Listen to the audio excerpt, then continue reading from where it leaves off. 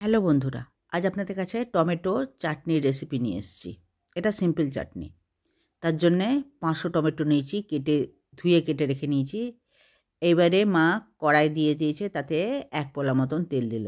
চাটনি বানাতে বেশি তেল লাগে না। এবারে হাফ চামচেরও কম 5 ফোড়ন দিয়ে দিল। 5 ফোড়নটা একটু সেন্ট উঠলেই এতে কেটে রাখা টমেটোগুলো দিয়ে দেবে। আপনারা যদি একটু ঝাল খেতে পছন্দ করেন তাহলে এই 5 ফোড়নের সাথে একটা টুকরো শুকনো লঙ্কা দিয়ে দেবেন। এবারে টমেটোগুলো মা দিয়ে দিল। এবারে একটু ভালো করে নেড়ে চেড়ে নেবে, ভালো করে।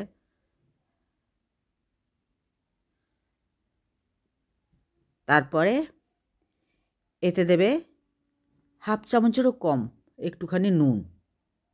একটু নুন না দিলে চাটনিটা ঠিক ভালো লাগে না, ব্যালেন্স হয় না। নুন চিনি দিতে গেলে একটুখানি নুন দিতে হয়। তারপর দেবে এতে হাফ চামচ মতন আদা বাটা। আদা বাটা দিলে একটা খুব সুন্দর টেস্ট আর একটা খুব সুন্দর সেন্ট ওঠে। আর এইবার দেবে একটুখানি ছোট চামচের হাফ চামচ মতন হলুদ দিল। আপনারা যদি ঝাল খেতে পছন্দ করেন, ঝাল ঝাল চাটনিতে আমাদের তো তেমন ভালো লাগে না, শুধু ওই লঙ্কা ফোড়নটা দিলেই হালকা ঝাল হয়ে যাবে, আর ঝাল দেওয়ার দরকার নেই। মিষ্টি মিষ্টি চাটনিটাই ভালো লাগে। এবারে মা ভালো করে কষে নেবে।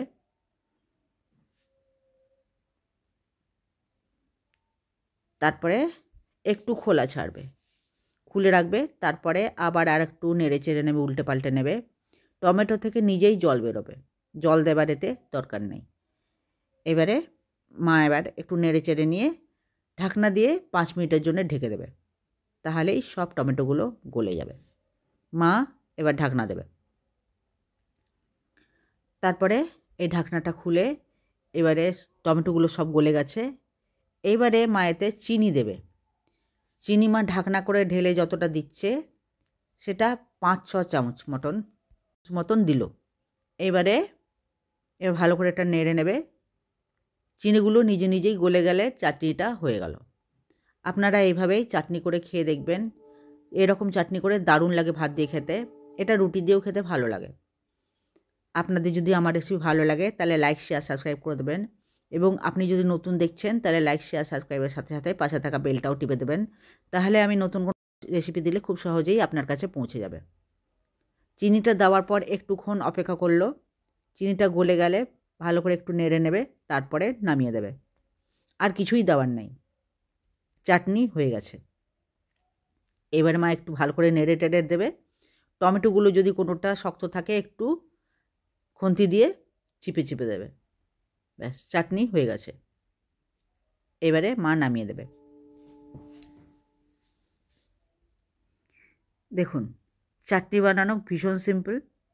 এরকম করে করে খেয়ে দেখবেন, কমেন্ট করে জানাবেন যে এরকম চাটনি বানিয়ে আপনাদের কেমন লাগলো। ভালো লাগলে বন্ধুদের শেয়ার করে দেবেন, এবং লাইক শেয়ার সাবস্ক্রাইবও করতে ভুলবেন না। এই দেখুন, মা চাটনিটা নামিয়ে দিল। এভাবেই আপনারাও চাটনি বানিয়ে খেয়ে দেখবেন এবং কমেন্ট করে জানাবেন যে আমার রেসিপি আপনাদের কেমন লাগলো, এবং ভালো লাগলে আপনার বন্ধুদেরও শেয়ার করে দেবেন। দেখুন, চাটনি বানানো হয়ে গেছে। ভিডিও দেখার জন্যে অনেক অনেক ধন্যবাদ।